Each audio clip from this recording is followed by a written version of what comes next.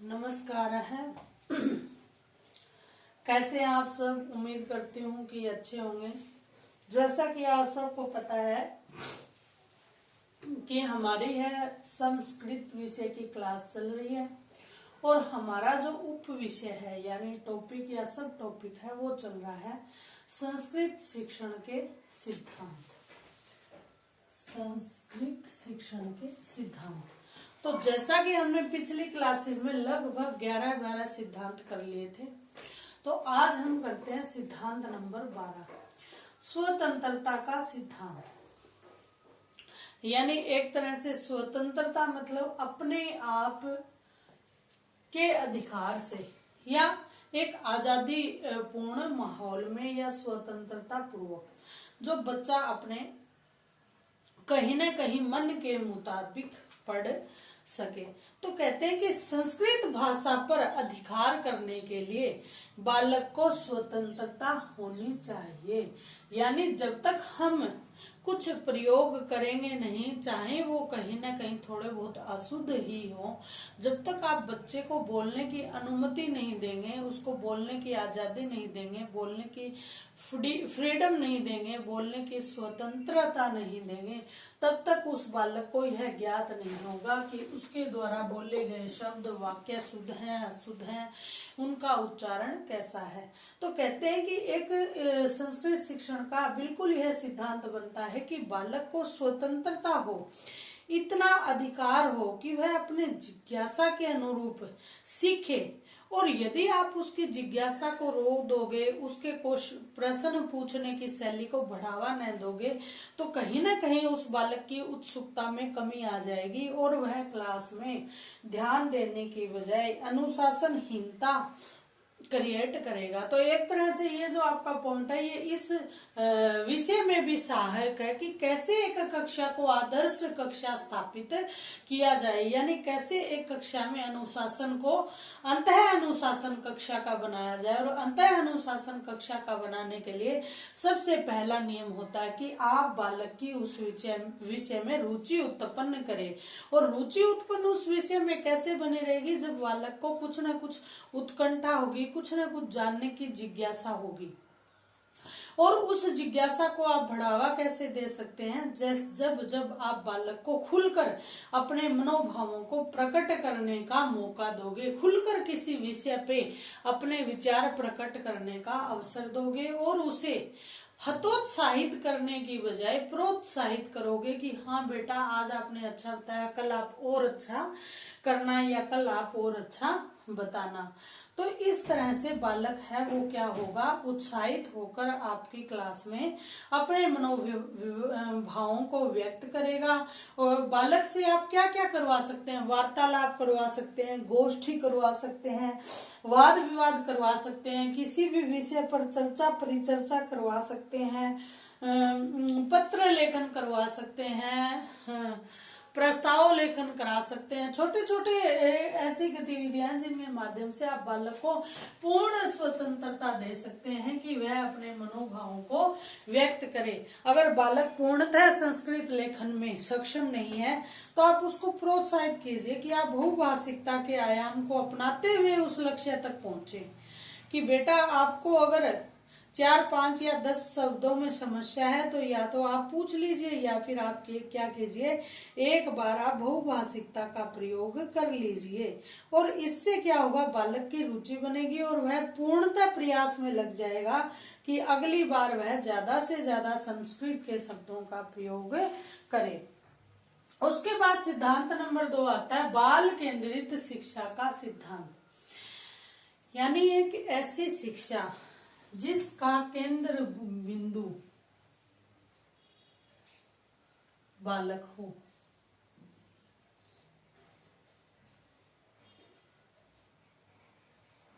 यानी जो शिक्षा है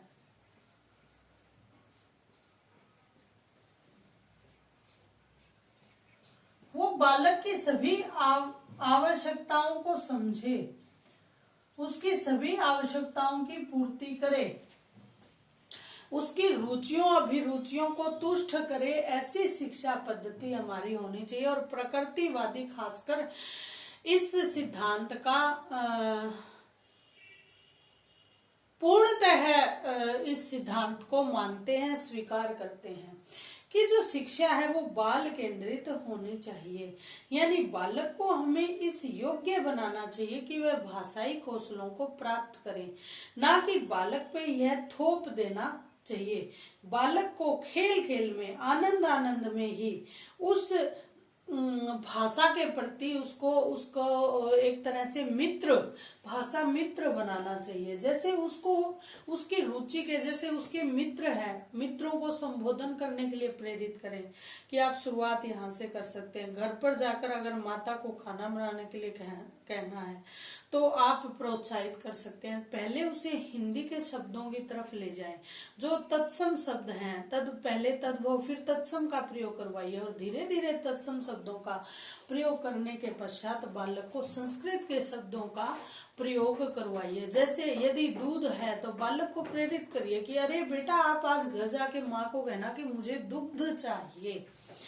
तो उस बालक की जो क्यूरियोसिटी है वो बढ़ेगी कि अगर मैं जाकर ऐसा कहूंगा तो मेरी माँ की प्रतिक्रिया क्या होगी। ठीक है।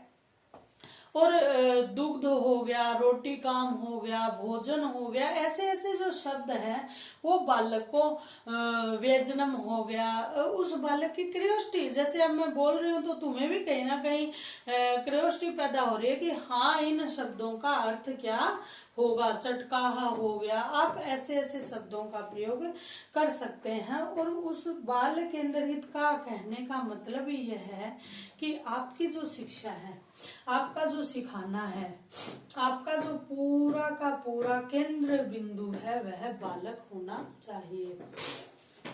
और बालक होने के पीछे आपको क्या करना पड़ेगा, आपको अपने शिक्षण को अनेक बिंदुओं तक प्रसारित करना होगा। क्योंकि आपके समक्ष 25 या 30 की संख्या में विद्यार्थी होंगे और जितने विद्यार्थी होंगे उतने ही भांति भांति के व्यक्तित्व आपके सामने होंगे। किसी बच्चे को एक बार में समझ आएगा, किसी को 2 बार में समझ में आएगा, किसी की रुचि अलग होगी, किसी की रुचि और इसी को, इन रुचियों को समावेशित आप कैसे करें, इसीलिए आपको मनोविज्ञान और शिक्षण के सिद्धांत यानी एक भाषा का भी मनोवैज्ञानिक पक्ष है उससे रूबरू करवाया जा रहा है। अब आगे की बात हम करते हैं अनुकरण का सिद्धांत। यह सिद्धांत मुझे सबसे अच्छा लगता है प्राथमिक स्तर के बालकों के लिए। अनुकरण का मतलब होता है हम किसी को फॉलो करके सीखें। अब जैसे आजकल के बच्चे हैं, जो आजकल के अभिनेता अभिनेत्री हैं, उनको फॉलो करते हैं। जैसे एक बार तेरे नाम हेयर स्टाइल आया था, तो वही अनुकरण है। और जहां तक मुझे लगता है कि हम हमारे पूरे जीवन में अनुकरण के सिद्धांत को ही फॉलो करके सीखते हैं, चाहे हम जानने में करें चाहे हम अनजाने में करें। क्योंकि यदि किसी बालक के घर में माँ बाप अच्छी भाषा का प्रयोग नहीं करते तो बिना अनजाने में ही वह बालक उस चीज को सीख जाएगा। और यदि किसी बालक के घर पे बड़ा अच्छा वातावरण है, शिष्ट सभ्य बोली का प्रयोग किया जा रहा है, तो वह बालक बिना किसी प्रयत्न के ही धीरे धीरे वह चीजें करने लग जाएगा। तो अनुकरण का सिद्धांत सिर्फ बालक ही नहीं, प्रत्येक व्यक्ति इस सिद्धांत का जाने अनजाने में अनुसरण करता है। और इसीलिए कहा गया है कि यदि एक अध्यापक स्वयं बालकों के सामने झूठ बोलता है और वह यदि सच बोलने की शिक्षा देता है तो बालक उस चीज का अनुसरण नहीं करेंगे, बल्कि वो पीछे से कहेंगे कि सर खुद तो सच बोलते नहीं और हमें कहते हैं।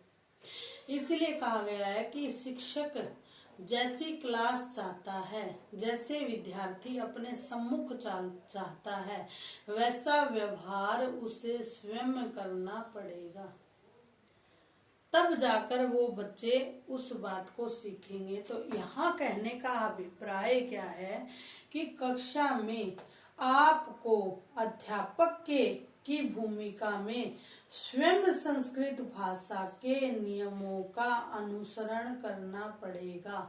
और आप जब संस्कृत भाषा के नियमों को या संस्कृत भाषा को प्रयोग में लाएंगे तो आपको देखकर बालक स्वयं ही संस्कृत भाषा के शब्दों का प्रयोग करने लग जाएंगे। तो अनुकरण या अनुसरण का जो नियम है वह नियम सर्वोपरि है। यदि आप बालक को कुछ भी सिखाना चाहते हैं तो आप इस सिद्धांत को लागू करिए और आपको 10-15 या महीने में जरूर उस चीज में परिवर्तन, आपकी क्लास में परिवर्तन जरूर महसूस होगा। अब इसके बाद हम करते हैं स्वयं संशोधन का सिद्धांत। अब ये स्वयं संशोधन क्या है? देखिए, आपने कुछ लेखन कार्य दिया, बालकों ने उत्तर पुस्तिका में वो किया, करने के बाद आपने कहा कि सब कॉपी इकट्ठी कर दो। जैसे अभी तो बदलाव आए हैं, लेकिन जब हम पढ़ते थे तो मुझे याद है कि शिक्षक क्लास के मॉनिटर को कह देता था कि आप सब पुस्तिकाएं कलेक्ट करें और मेरी मेज पे रख दें। और वो शिक्षक सरकारी स्कूल के शिक्षक होते थे, चाय की चुस्कियां लेते लेते कॉपी चेक, पता नहीं देखते भी थे या नहीं थे, उनके बस एक टिक होता था लाल और कॉपी चेक हो जाती थी और हम सीधे स्कूल से जाते समय हमें वो पुस्तिकाएं मिलती थी और उसको बंद किया और बैग में रखा और चले जाते थे। हमने कभी भी हमें यह नहीं बताया गया कि आपकी आज इतनी गलतियां ये, आप इनको लिखिए, आप इनको दोबारा लिखिए, दोहराइए, सही करके लिखिए और आप अपनी गलतियों का स्वयं संशोधन कीजिए। और ये बात मुझे आज भी बड़ी खलती है, क्योंकि जो कार्य हम स्वयं करके जो सीखते हैं ना, वो दूसरे के आधार पे करने में उसमें फर्क रहता है। तो ये नियम आप एज ए शिक्षक और एज ए विद्यार्थी आज भी अपने लाइफ में इसको पक्का कर लीजिए कि जो भी हम लिखवाते हैं बालक से, एक बार बालक को स्वयं मौका दो कि आप स्वयं क्लास में पढ़ो और फिर दूसरे बालकों को भी उसमें इन्वॉल्व कर सकते हो कि हाँ भी इसको इसकी गलती बताओ और फिर उसको खुद पूछो कि क्या आपको आपकी ये मिस्टेक लग रही है, अगर लग रही है तो क्यों और नहीं लग रही तो क्यों। ये स्वयं संशोधन का जो कार्य है बालक को अपने आप में ही कम से कम 10 कदम आगे कर देगा, क्योंकि जो बालक स्वयं अपनी त्रुटियां छांटेगा वो जब भी आगे कभी भी उन शब्दों का लेखन कार्य करेगा तो वो एक बार ध्यान जरूर देगा कि पिछली बार मैंने यह गलती की थी, अब की बार यह गलती मुझसे नहीं हो जाएगी क्या। तो स्वयं संशोधन का सिद्धांत, अनुकरण का सिद्धांत, यह ऐसे सिद्धांत है जो आपकी कक्षा में 4 चांद लगा सकते हैं या आपके विद्यार्थियों को, आपके बालकों को और बालकों से आगे कर सकते हैं। और स्वयं संशोधन के सिद्धांत का एक जो लाभ सबसे बड़ा वह यह भी है कि वह बालक की उस कार्य में रुचि भी उत्पन्न हो जाएगी। और आप इनका स्क्रीनशॉट जरूर ले लीजिए या इनको लिख लीजिए, ये सिद्धांत समझा मैं आपको 1 by 1 रही हूं।